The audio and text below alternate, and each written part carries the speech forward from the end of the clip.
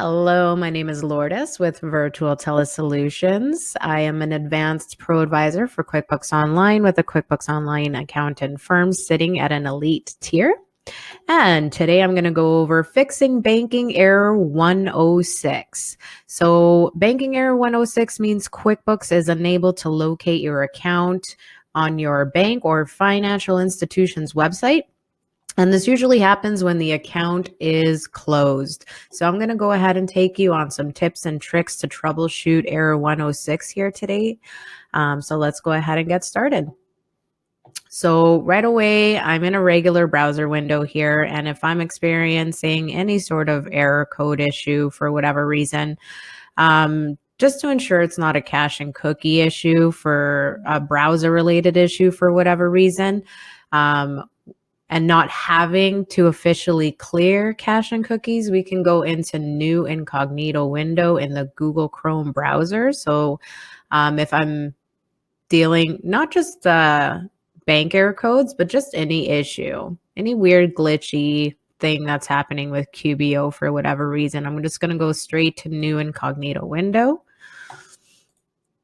And I'm going to go ahead and log into my QuickBooks Online as I normally do. So it's going to go ahead and do that.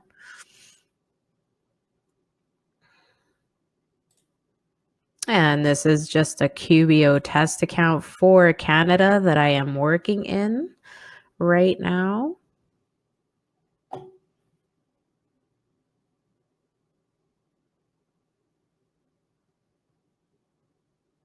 And just going to give it a couple minutes to fully load there. All right, perfect. So once we're in Incognito Window and we are logged into our QuickBooks Online, we're just going to go ahead into our banking tab.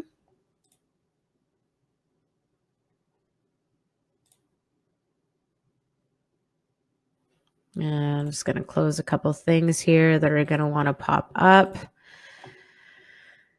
So first thing that I would try here is that we're going to go to either our checkings or our Visa account, whichever one's giving us the 106 error. And we're just going to go ahead and select the edit pencil icon. When you select the edit pencil icon, you're going to see two options. We won't see it here in the test account, but the two options that we will see are edit sign-in info and edit account info. We want to go ahead and select edit sign-in info first from here. So we're going to click the edit pencil icon. We're not going to get it here, but those are the two options that we're going to see. And I'm just going to quickly jump into my test account so you can actually see, not this one. Let me close this down. Yeah, I'm going to close that down. We're going to go here.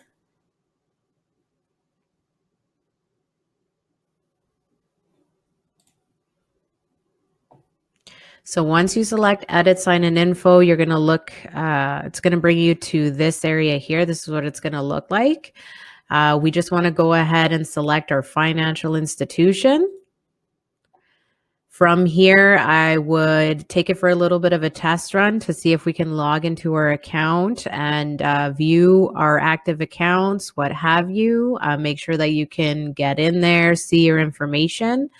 And by doing so, you're going to want to click the URL link that is found inside this area. So whichever bank you selected, we just want to click on the URL link.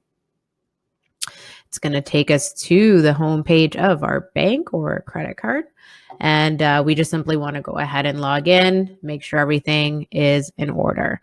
Once that has been established, we're going to go back here and we're going to enter in our username and password that we use for our financial institution or our credit card account.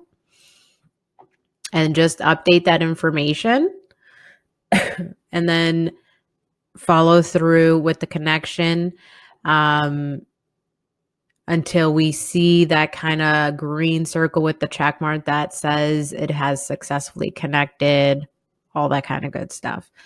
If it's successful, it's going to bring you back to the banking tab. If it wasn't successful, it's going to jump you back here with error 106. Or it might even jump you straight back into the banking tab and still say error 106. So if you continue to see error 106 after the fact, what we want to do is go back into the account that's giving us the issue. I'm just going to pretend like it's our business checkings account. And we're going to go ahead and select the edit pencil icon. We're going to select edit account info. And then we're going to see this box here. We're going to want to go ahead and disconnect the account and save and close. So now it's going to be missing here. But if we go into the chart of accounts, you're still going to see the business checking account here, just not connected to the banking tab. But all the transactions that we had already brought in will be present here. So what we want to do when we go ahead and re-add the account, we don't want to connect it to the account that's already in here. We want to create a brand new business checkings account in our chart of accounts that we're going to connect to, but not in here. We're going to create the account when we go ahead and add the account. So just for the time being, so it's less confusing for you in the process, you could go ahead and select the little drop-down arrow to the right, select edit, and just temporarily add do not use in the name, and then save and close. So that's just an extra step that we can take so that we know when we go ahead and re-add that bank account over here, that we're not going to sync it or link it to the account that's already in there. We're going to create a new account.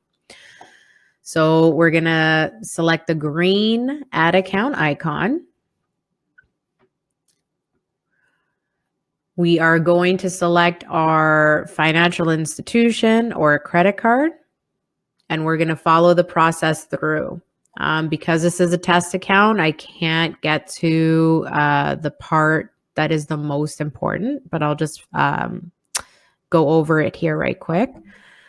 So it's going to come to the part where after you select your financial institution and you put in your login credentials, it'll show you a list of accounts that's tied to that bank or credit card.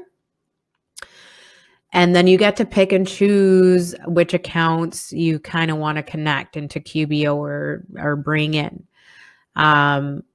So because we're dealing with the business checkings account right now, we're going to want to select the business checkings account, obviously. And then off to the right, there's a little drop-down field. And in that drop-down field, you're going to see that business checkings account that's still sitting in the chart of accounts. But at the very, very top of the entire list, you're going to see a green plus icon. And if you go ahead and select the green plus icon, you'll be creating a brand new account. So what you will be seeing is this after you select the green plus icon. You're going to see something like this. So we're going to want bank for account type, checkings for detail type, and we can just give it the name that we want. So business checking account. And then we're going to go ahead and save and close. And then that's going to automatically link it to the brand new business checkings account in the chart of accounts that we literally just created.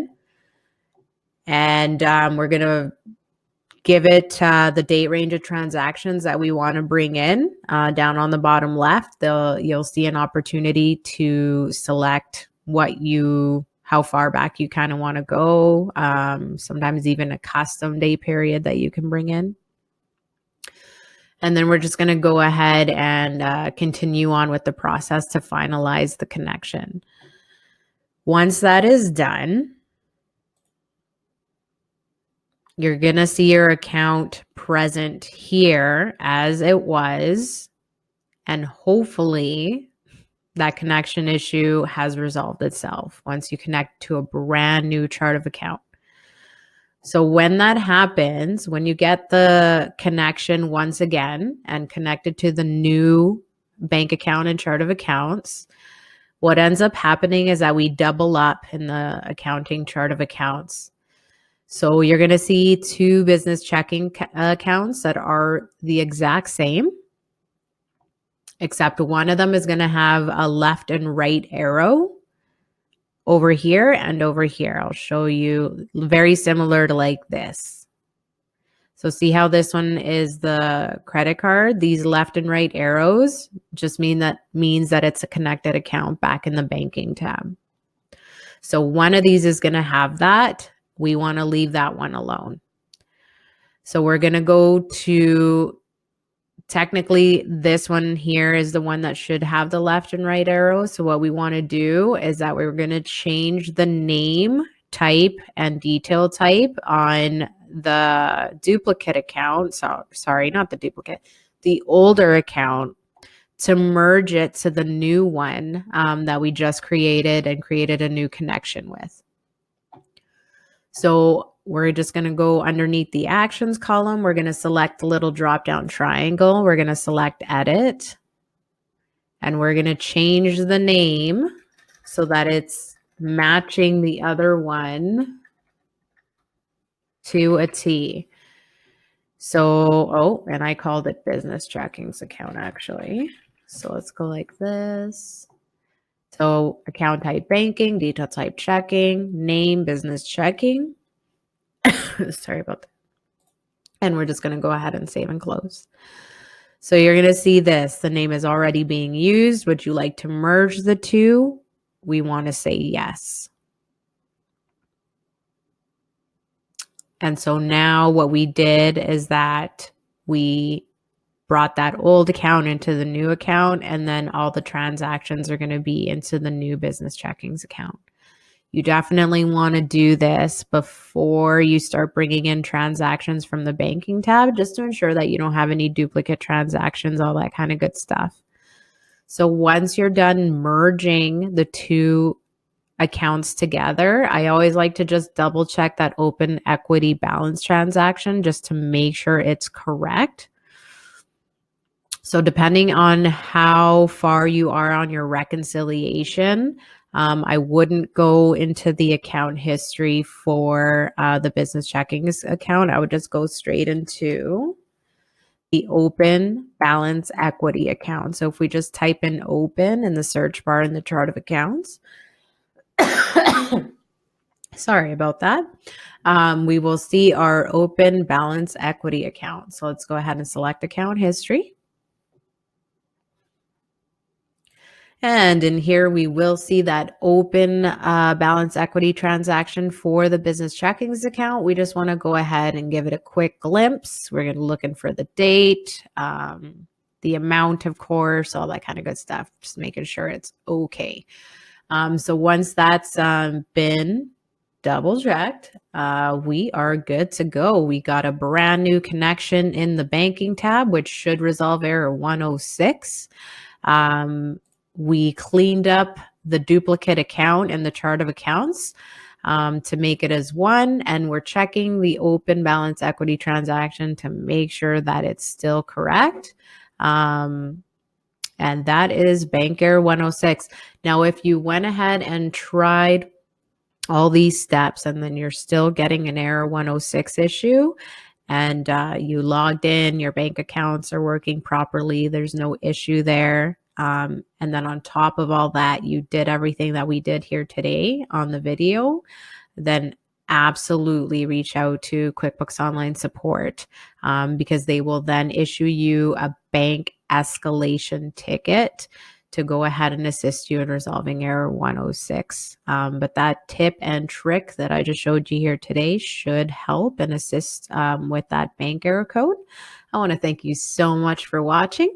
If you have any content ideas or, any issues or concerns that you're facing with your QuickBooks Online product that you want to see some content on, please don't hesitate to put a comment down below. And if I have some downtime or spare time, I'd be more than happy to make a video. And thank you so much and have yourself a great day. See you on the next one.